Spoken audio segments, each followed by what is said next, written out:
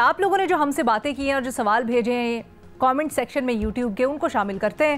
آصف رشید چودھری صاحب، آپ سے پوچھا گیا ہے سانحہ سوات میں سیاحوں کی ہلاکت پر ضلعی انتظامیہ اور متعلقہ اداروں کے خلاف تعدیبی کارروائی کی منظوری دی گئی ہے۔ ایسے دلخراش سانحات کی روک تھام کے لیے کیا کرنا چاہیے؟ اور یہ جو ابھی تک تفصیلات آئی ہیں سر رپورٹ کی، آپ اس سے مطمئن ہیں؟ دیکھیں، سب سے آسان کام یہی ہوتا ہے کہ ڈسٹرکٹ ایڈمنسٹریشن کے جو افسران ہیں ان کا رگڑا لگا دیا جائے کسی بھی عوامی دباؤ کے تحت۔ لیکن ہمیں یاد ہے کہ اس سے پہلے بھی اسی طرح ایک واقعہ ہوا تھا جب ہیلی نہیں آیا تھا، تو اس وقت جو صوبائی ذمہ داران ہیں یا ہماری ڈیزاسٹر مینجمنٹ کی اتھارٹیز ہیں، جو وفاق کی بھی وہاں پہ ہونی چاہیے، صوبے کی بھی ہے، تو انہوں نے اس کے اوپر کیا ایس او پیز بنائی؟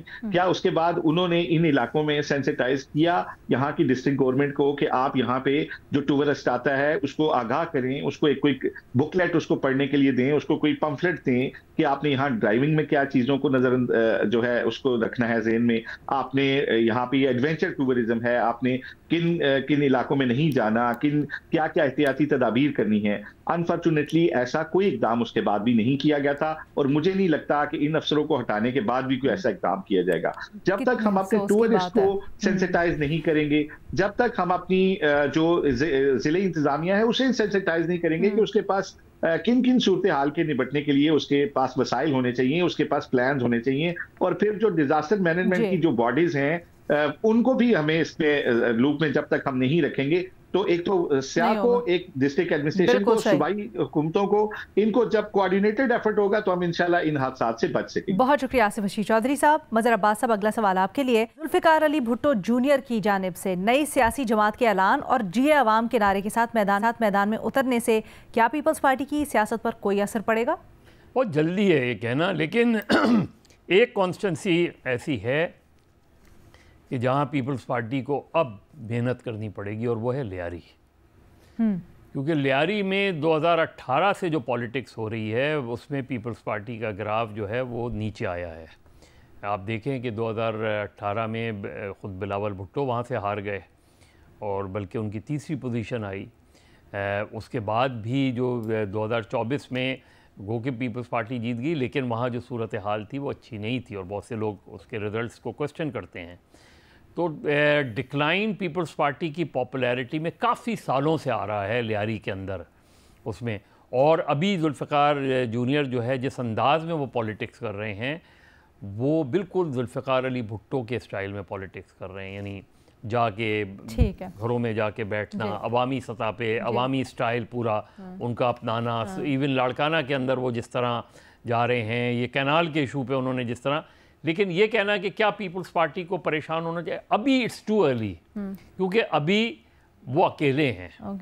ابھی ان کی کوئی پارٹی، انہوں نے ابھی ایک نئی پارٹی، حالانکہ پیپلز پارٹی شہید بھٹو تھی، لیکن اب وہ ایک نئی جماعت بنا رہے ہیں، تو اس میں وہ کیا میسیج دیتے ہیں، کیا پروگرام دیتے ہیں، کون لوگ ان کے ساتھ آتے ہیں، کتنا ہے، تو بہت جلدی ہے یہ کہنا کہ وہ اتنی بڑی جماعت جو پچھلے، آپ نے کہا دادا کی جھلک نظر آتی ہے ان کے پولیٹکس کے سٹائل میں، بالکل ویسے سوشلسٹ پولیٹکس کا یا سوشلسٹ پاپولزم کا اس وقت بڑی ایک ویو بھی چلی ہوئی ہے پوری دنیا میں، ہم دیکھ رہے ہیں۔ کیا آپ کو لگتا ہے Zulfikar Ali Bhutto candidate for Karachi? عوامی سطح پہ دیکھیں، بھٹو کی جو اپنی اس کی انٹیلیجنس تھی، جو جینیس تھی، وہ مجھے ابھی کم سے کم ذوالفقار جونیئر میں نہیں نظر آتی۔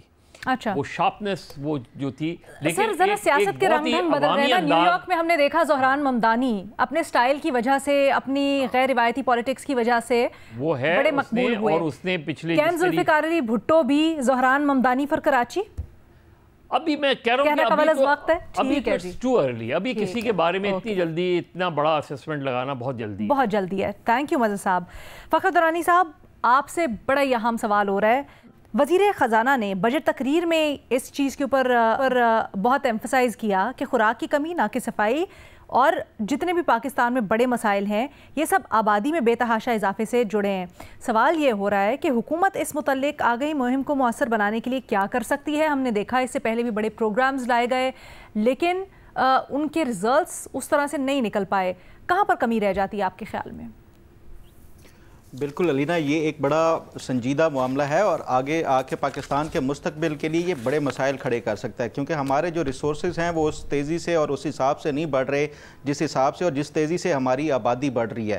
تو یہ آنے والے سالوں میں پاکستان کے لیے بڑے مسائل اور مشکلات کا کھڑے کر سکتی ہے. اس لیے حکومت کے پاس اس کے لیے جو پاپولیشن کنٹرول کے لیے باقاعدہ پلان بھی ہے، منصوبہ بندی کے حوالے سے یہ سارا کچھ ہے، لیکن عمل درآمد نہیں ہوتا. دیکھیں اس پہ کیسے اور کس طرح سے ہم وہ کر سکتے ہیں، کیونکہ اس میں ریزسٹنس بھی ایک ریلیجس جو فیکٹر ہے اس کی وجہ سے آتی ہے، پاپولیشن کی وجہ سے. تو آپ کو سب سے زیادہ میرا خیال ہے اویئرنیس کیمپین چلانے کی ضرورت ہے. اس میں آپ ٹارگیٹڈ جو کیمپینز ہیں وہ اس کو چلانی ہوگی، ریلیجس اسکالرس کو آپ کو انگیج کرنا ہوگا.